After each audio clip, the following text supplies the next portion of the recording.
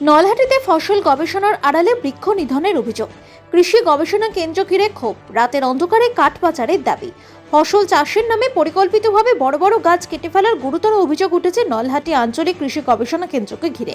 স্থানীয় বাসিন্দাদের দাবি, গবেষণার অজুহাতে একের পর এক গাছ কেটে ফেলা হচ্ছে এবং সেই কাঠ রাতের অন্ধকারে পাচার হয়ে যাচ্ছে। ঘটনাকে কেন্দ্র করে এলাকায় তীব্র ক্ষোভ ছড়িয়েছে। আমরা কিছু বলতে পারছি না অফিসের হাত দিয়ে। সন্ধ্যার সময় যে হচ্ছে, সন্ধ্যার সময় বড় বড় কাঠ গাছের গদিগুলো লরির তলে রাখছে আর উপরে পাতাগুলো নিয়ে আছে, দিয়ে বার করে নিয়ে চলে আসছে সন্ধ্যা মোটামুটি 5:30 পৌনে 6টার দিক থেকে সন্ধ্যার দিকে। স্থানীয়দের বক্তব্য, দীর্ঘদিন ধরে গবেষণা কেন্দ্রের চত্বরটি শিশু, যুবক এবং প্রবীণদের প্রাতঃভ্রমণ এবং শরীরচর্চার শান্ত পরিবেশ হিসেবে পরিচিত ছিল। ঘন সবুজে ঢাকা এলাকায় সকালে নির্মল বাতাসে হাঁটতে অভ্যস্ত ছিলেন বহু মানুষ, কিন্তু সম্প্রতি নির্বিচারে গাছ কাটার ফলে সেই পরিবেশ আজ মারাত্মকভাবে ক্ষতিগ্রস্ত হচ্ছে। বাসিন্দাদের অভিযোগে উঠে এসেছে, পরিবেশের ভারসাম্য মারাত্মকভাবে বিঘ্নিত হচ্ছে। পাখি এবং ছোট প্রাণীর প্রাকৃতিক আবাস ধ্বংস হচ্ছে। প্রবীণ এবং শিশুদের স্বাস্থ্যকর মর্নিং ওয়াকের পরিবেশ নষ্ট হয়ে যাচ্ছে। রাতের অন্ধকারে কাঠ পাচারের অভিযোগে বিষয়টি আরও সন্দেহজনক হয়ে উঠেছে। এক স্থানীয় বাসিন্দা ক্ষোভ প্রকাশ করে বলেন, কৃষি গবেষণা কেন্দ্র মানেই তো পরিবেশ বান্ধব কর্মকাণ্ড, অথচ এখানে যা হচ্ছে তা পরিবেশ ধ্বংসের নামান্তর। দিনের আলোয় গাছ কাটা হয় আর রাত হলে কাঠ গায়েব হয়ে যায়। এটা কি গবেষণার অংশ? আরেক প্রবীণ প্রাতঃভ্রমণকারী জানান, এই জায়গাটা আমাদের ফুসফুসের মতো ছিল, এখন চারিদিকে শুধু কাটা গাছের গুঁড়ি। সকালে হাঁটতে এসে মনটাই খারাপ হয়ে যায়। স্থানীয়দের দাবি, অবিলম্বে এই বৃক্ষ নিধন বন্ধ করে ঘটনার পূর্ণাঙ্গ তদন্ত করা হোক। একই সঙ্গে কারা গাছ কাটার অনুমতি দিয়েছে, কাটা কাঠ কোথায় পাচার হচ্ছে, এসব বিষয় খতিয়ে দেখে দোষীদের বিরুদ্ধে কঠোর ব্যবস্থা নেওয়ার আহ্বান জানানো হয়েছে। এলাকাবাসীর একাংশ হুঁশিয়ারি দিয়েছেন, দ্রুত প্রশাসনিক হস্তক্ষেপ না হলে তারা বৃহত্তর আন্দোলনের পথে নামবেন। এ বিষয়ে প্রশাসন বা কৃষি গবেষণা কেন্দ্র কর্তৃপক্ষের আধিকারিককে জানতে চাইলে ক্যামেরার সামনে কোনো প্রতিক্রিয়া দেয়নি। সন্ধ্যার সময় কটা স্টাফের সঙ্গে কথা বললাম, তারা এখানকার স্টাফ মানে যারা চাষ করে তারা বলছে যেন আমরা নিজেরাই অসহায়, কিছু বলতে পারছি না। অফিসের অপর দিয়ে অফিসার আমাদের মুখ চুপ করে রেখেছে। অফিসার আমাকে মোটামুটি 2 দিন আগে বললো যে আমরা হাত জোর করছি, যদি কোনো পাবলিক মানে নিউজ চ্যানেল বা কোনো অফিসার থাকে আপনাদের চেনা পরিচিত, তো ভিডিও করে অন্তত পাঠান, কারণ আমরা কিছু বলতে পারছি না অফিসের হাত দিয়ে। সন্ধ্যার সময় যে হচ্ছে, সন্ধ্যার সময় বড় বড় কাঠ গাছের গদিগুলো লরির তলে রাখছে আর উপরে পাতাগুলো নিয়ে আছে, দিয়ে বার করে নিয়ে চলে আসছে সন্ধ্যা মোটামুটি 5:30 পৌনে 6টার দিক থেকে সন্ধ্যার দিকে। আচ্ছা, আপনার কিছু বলার আছে? বলা হচ্ছে যে জমির চাষ হচ্ছে না, তার জন্য গাছগুলো কাটা হচ্ছে, কিন্তু মানছি যে জমির চাষ হচ্ছে না, ধারে গাছগুলো যেগুলো ওগুলো ছাড়ছে, ওগুলো মানা আছে, কিন্তু যেগুলো জমির সাথে কোনো কানেকশান নেই, ওই সাইডের রাস্তাগুলো বড় বড় বডির গাছগুলো যেগুলো, ওগুলো গোড়া থেকে কেটে দিচ্ছে। এগুলো কোনোদিন মানব না। যখন গাছ ছাড়ছিল তখন ঠিক আছে, মানছিলাম, কিন্তু এখন দেখছি 20 দিন থেকে পুরো গাছ একদম বডি থেকে কেটে দিচ্ছে। তো আমাদেরকে এটা ব্যাপারে আমাদেরকে প্রোটেস্ট করতে হবে, যেন গাছ যেন না কাটে ফার্মের। যেগুলো চাষের সঙ্গে যুক্ত নেই সেই গাছগুলো কাটা হচ্ছে।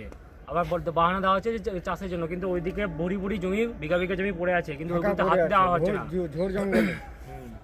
পূর্ব সাইডের পুরো জমিগুলো জঞ্জাল হয়ে আছে, ঠিক আছে, ওইগুলোতে চাষ আরামসে করা হবে, ওইগুলোতে গাছও নাই, কিন্তু ওইগুলোতে পরিষ্কার করা নাই, কোনো কিছু নাই, কিন্তু এইগুলো নিয়ে পড়ে আছে গাছগুলো। ঠিক, এই যে সোশ্যাল মিডিয়ার মাধ্যমে আমরা দেখলাম যে আমাদের নলহাটি যে একটা ফার্ম রয়েছে, সেই ফার্মে যারা সমস্ত লোক জগিং করতে বা নানা রকম কাজ করতে যায়, সেখানে গাছ কাটা হচ্ছে। তো সেখানে আজকে আপনি উপস্থিত ছিলেন, কি হয়েছিল, কি দেখেছেন আপনি? আমরা গত 7-8 বছর নাগাদ আমরা ওখানটাই প্রতিদিনই যাই ফার্মে সকালে মর্নিং ওয়াক করতে। আমরা থাকি, আমাদের সব জুনিয়ররাও থাকে, আমাদের সিনিয়ররাও থাকে, সবাই মিলে মর্নিং ওয়াক করি। তো সেখানে দেখতে পাচ্ছি আমরা কি কিছুদিন ধরে আমাদের যে গাছপালাগুলো ছিল সেগুলো কাটা, মানে সাইডে ছাঁটা কাজ চলছিল। তো কাজ চলতে চলতে দেখতে পাই হঠাৎ আমরা কি গাছগুলো গুড়ি সমেত কেটে দেওয়া হচ্ছে, অনেক গাছগুলো কেটে দেওয়া হচ্ছে। তারপরে এমন ভাবে গাছগুলো কেটে দেওয়া হচ্ছে যাতে আর বাঁচতে না পারে গাছগুলো। মানে এটাই আমরা জানাতে চাইছি কি ওই গাছগুলো যেগুলো হচ্ছে সেগুলো আমাদের প্রকৃতি রক্ষা করছে, কিন্তু দেখা যাচ্ছে কি এরা এমন ভাবে কেটে দিচ্ছে কি গাছগুলো আর বাঁচার কোনো সম্ভাবনা থাকছে। তাহলে আমরা জানাতে চাইছি যাতে ওই গাছগুলো আটকানো যায়, আর ভবিষ্যতে যাতে এই মানে এগুলো গাছ কাটাটা যে পরিমাণে চলছে সেটা যাতে আটকাতে পারা যায়, তার জন্য আমরা একটা জানিয়েছি সবাইকে। এরপরে আমরা জানাচ্ছি আমরা আন্দোলনে নামতে পারি।